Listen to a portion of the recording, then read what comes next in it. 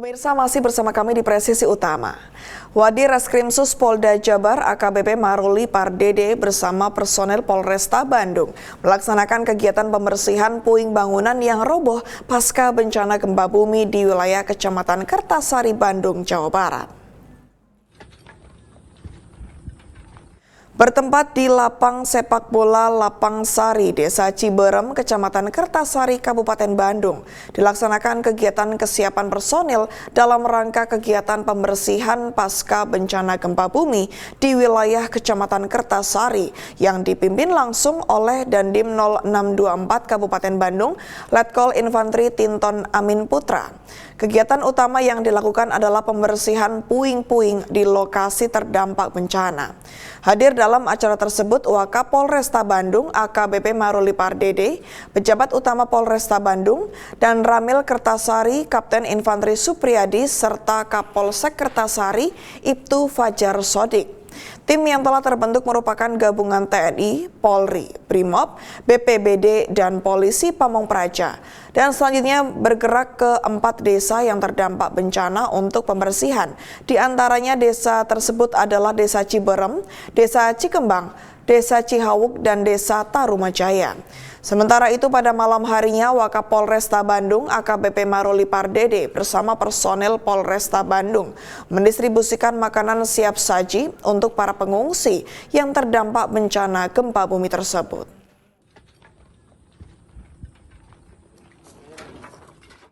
Untuk mengetahui bagaimana pemulihan bangunan pasca gempa di wilayah Bandung dan keadaan pengungsi terkini, saat ini kita telah terhubung dengan Wadir Reskrimsus Polda Jabar AKBP Maruli Pardede yang ikut serta dalam pemulihan pembersihan puing bangunan bersama personel Polresta Bandung. Selamat sore Pak Maruli. Selamat sore, Mbak. Ya Bapak, mohon izin boleh dijelaskan bagaimana kondisi terkini pasca gempa yang terjadi di Bandung, Jawa Barat? Ya, baik, Mbak. Dapat kami jelaskan di hari keempat pasca kejadian gempa di wilayah Kabupaten Bandung, khususnya di wilayah Kecamatan Kertasari ya. Jadi memang kalau saat ini kondisinya masih banyak warga yang masih menunggu berdiam di pengungsian, terutama di wilayah eh, Kecamatan Kertasari, Desa Ciberem, Desa Cikembang, Desa Tarumajaya, dan satu desa lain lagi. Mungkin boleh dijelaskan seberapa parah kerusakan yang terjadi di sana, Pak? Ya, memang gempa berskala 4,9 Richter yang jadi pada hari Jumat yang lalu itu berdasarkan data-data yang kami dapatkan dari posko utama yang dikelola oleh BPBD Kabupaten Bandung, itu rumah terdampak sekitar 1.263 rumah, yang mana dibagi menjadi 3 kategori, yaitu rumah yang kategori rusak berat sebanyak 532 rumah, kemudian rumah yang rusak sedang sebanyak 476, dan rumah yang rusak ringan sebanyak 1.013 unit. Mungkin kalau dari yang saya dapatkan bahwa terlihat sinergitas antara TNI dan juga Polri serta berbagai pihak untuk memulihkan dan juga merehabilitasi bangunan yang roboh. Mungkin Pak boleh diceritakan seperti apa? Baik, bisa kami ceritakan ya kejadian. Memang masa kritisnya adalah hari pertama, yaitu di hari Jumat sampai dengan di hari Minggu, itu masa kritis ya. Jadi upaya dari TNI dan Polri bersama unsur pemerintah daerah dalam hal ini adalah berusaha mencoba mengevakuasi dulu masyarakat yang terdampak ya di 5.000 kepala keluarga di 4 kecamatan yang tadi kami jelaskan, untuk menjauh dulu dari lokasi yang rawan ada gempa susulan ya. Karena memang dari kejadian pertama sampai dengan hari kedua itu terjadi beberapa gempa susulan yang dapat dihitung oleh BMKG itu sebanyak 31 gempa susulan. Nah, upaya yang dilakukan oleh TNI, Polri, dan pemerintah daerah pada hari pertama dan hari kedua adalah mencoba mendirikan tenda-tenda pengungsian sehingga bisa menampung masyarakat yang terdampak, baik itu yang keadaan kondisi rumahnya sangat parah ya. Kemudian dari situ dilakukanlah screening terhadap rumah-rumah yang rusak untuk yang nantinya memang masih dikategorikan aman untuk ditempati kembali, yaitu rusak ringan. Masyarakat di hari kedua diperbolehkan untuk kembali ke rumahnya, sedangkan yang kategori rusak berat dan rusak sedang ya diminta untuk tetap bertahan di tenda pengungsian sampai dengan hari keempat ini. Nah, Proses pembersihan puing yang dilakukan, adakah alat berat yang dilibatkan dalam pembersihan tersebut, Pak? ya, jadi setelah evakuasi dilakukan, kemudian beberapa rumah yang memang cukup parah itu dilakukanlah pembersihan oleh unsur TNI, Polri, dan pemerintah daerah. Memang kalau dilakukan dengan tangan manual cukup sulit, sehingga dari pemerintah daerah dan juga dari Kodam Siliwangi mengirimkan bantuan berupa alat berat ya. Namun karena kondisinya memang rumah-rumah yang rusak ini masuk ke jalan-jalan sempit, sehingga alat berat yang digunakan pun masih alat berat yang kecil ya, tidak bisa yang alat berat yang besar-besar. Dan itu lumayan membantu kinerja pembersihan puing-puing yang dilakukan oleh aparat selain melakukan dengan secara manual. Kemudian Bapak, apakah ada korban jiwa ataupun korban hilang dalam bencana gempa tersebut, Pak? Ya, baik Mbak, dapat kami jelaskan memang pada saat pendataan di hari pertama dan hari kedua itu hanya satu orang korban luka ya, korban luka yaitu seorang balita berumur 2,5 tahun yang mana pada saat kejadian gempa korban ini sedang bermain di sekitar rumahnya, namun tertimpa runtuhan daripada tembok rumahnya yang roboh. Dan kebetulan memang pada saat itu ibu dari balita tersebut berhasil mengamankan, namun setelah dirawat selama 3 hari, sangat disayangkan setelah mendapatkan perawatan medis yang mungkin keadaannya cukup parah, balita tersebut meninggal dunia. Sedangkan orang hilang sampai dengan pendataan yang dilakukan oleh BPBD belum ada laporan mengenai orang hilang. Baik, Pak. Kemudian Pak, dalam menjaga Kamtibmas yang dilakukan oleh Polri, apakah ada penjagaan khusus bagi barang-barang warga yang kemudian masih tercacar atau mungkin berada di antara puing-puing bangunan, Pak? Ya, betul. Memang ini adalah dampak di hari ketiga sampai dengan hari keempat ini, bahwa banyak masyarakat itu yang mengkhawatirkan mereka yang meninggalkan rumahnya yang rusak parah maupun sedang untuk tinggal di tenda pengungsian. Sehingga mereka khawatir dan masih mencoba bertahan di rumah-rumahnya. Oleh karena itu, guna memberikan keyakinan kepada masyarakat, patroli dilakukan oleh TNI Polri pada malam-malam di lokasi-lokasi yang memang banyak runtuhan rumah. Sehingga kami bisa memberikan keyakinan dan masyarakat tersebut bisa bertahan tetap di tenda pengungsian yang dimaksud. Baik Pak, kemudian mungkin tidak hanya pembersihan fisik yang dilakukan oleh pihak Polri ataupun TNI serta stakeholder yang lainnya Pak, tapi mungkin juga dari Polri sendiri juga menyiapkan makanan siap saji bagi pengungsi ya Pak. Mungkin boleh diceritakan Pak, seperti apa? Ya, baik Mbak. Jadi memang karena kondisi tenda pengungsian yang disiapkan oleh pemerintah itu terbatas, kemudian ada juga beberapa masyarakat yang dikelola oleh RT-nya untuk menyiapkan tenda pengungsian di sekitar wilayahnya masing-masing. Sehingga ada beberapa tenda yang memang jauh lokasinya dari posko yang dikelola oleh BPBD.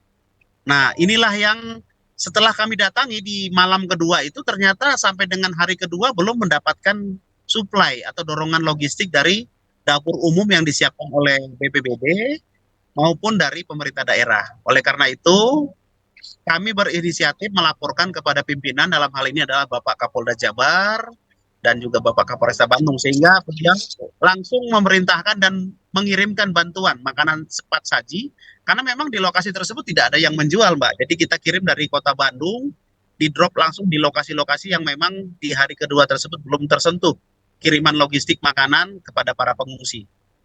Nah, itulah kegiatannya. Baik Pak. Kemudian selain bahan makanan, mungkin dari pengamatan Bapak, kebutuhan apa lagi yang paling dibutuhkan oleh para pengungsi di sana Pak? Karena memang kondisi di lokasi ini dingin ya, karena di pegunungan, jadi masyarakat yang di tenda pengungsian ini membutuhkan pakaian ganti ya, kemudian selimut atau baju hangat, lalu obat-obatan, dan juga pasokan air bersih ya mungkin ya. Kemudian Pak, terakhir pesan kepada masyarakat tentunya agar selalu waspada terhadap bencana dan pentingnya saling menolong dan juga berbagi kepada sesama, khususnya terhadap warga korban terdampak bencana seperti apa Pak? Silakan. Baik Pak, halo.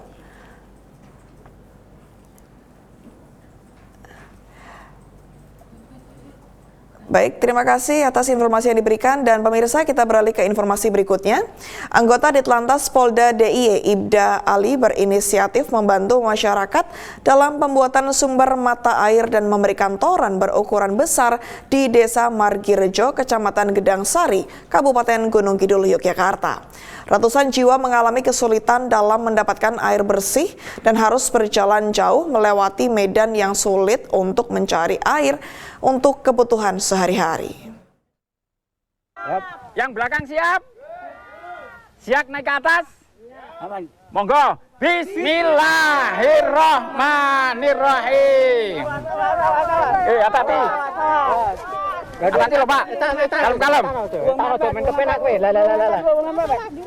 Ora meneng wae. Kayak diajar. Kalem. Siap. Ojo gandul sapa iki? Ampun anu Pak. Mboten mawon dengan napa biasa mawon.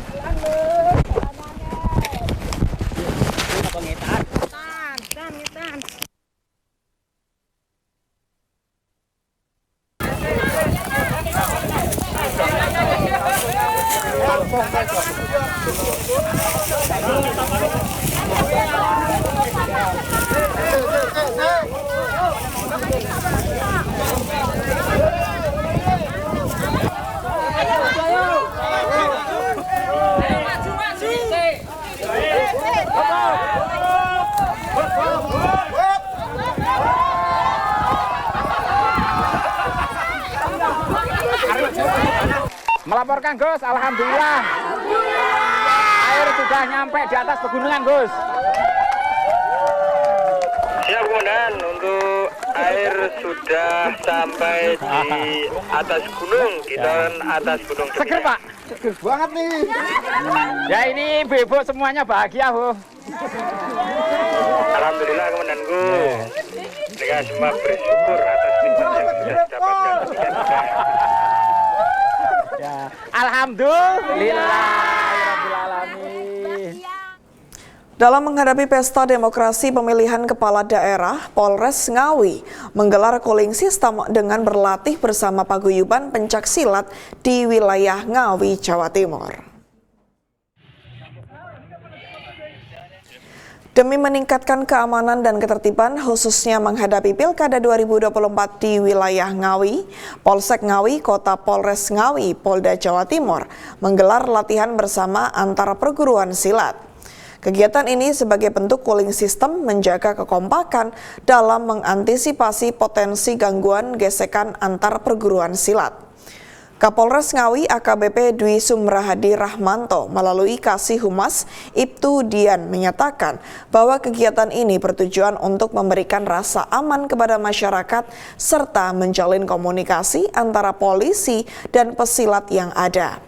Kegiatan diawali dengan olahraga lari bersama keliling alun-alun Merdeka Ngawi. Kemudian dilanjutkan dengan penampilan jurus tunggal Ikatan Pencaksilat Indonesia masing-masing perguruan silat.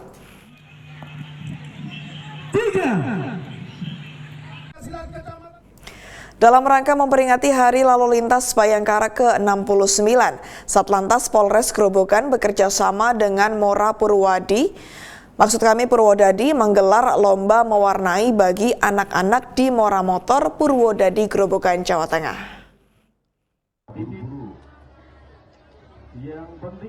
Kegiatan ini bertujuan untuk meningkatkan kesadaran sejak dini tentang keselamatan berlalu lintas melalui kreativitas. Acara diikuti oleh ratusan anak-anak dari berbagai usia yang antusias menunjukkan bakat mereka dalam mewarnai gambar-gambar bertema lalu lintas. Dalam kesempatan itu, Kasat Lantas Polres Grobogan AKP Tejo Suwono melalui Kanit Kamsel Satlantas Polres Grobogan Ibda Tedi membuka acara dengan mengajak anak-anak untuk memahami pentingnya keselamatan di jalan. Lomba mewarnai ini tidak hanya berfokus pada kreativitas, tetapi juga mengedukasi peserta mengenai rambu-rambu lalu lintas. Setiap gambar yang diwarnai memiliki pesan keselamatan yang disampaikan oleh petugas. Para pemenang lomba mewarnai ini berhak mendapatkan hadiah menarik dari panitia sebagai bentuk apresiasi. Pada pagi hari ini jajaran Satlantas Polres Grobogan melaksanakan kegiatan lomba mewarnai tingkat PAUD, TK maupun SD. Sejumlah 156 siswa mengikuti kegiatan ini. Kegiatan ini bertujuan untuk menumbuhkan kreativitas dan keberanian ataupun kemandirian baik pada seluruh siswa yang mengikuti.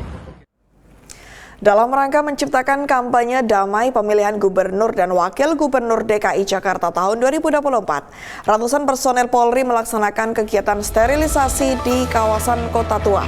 Informasi akan hadir usai jeda berikut ini.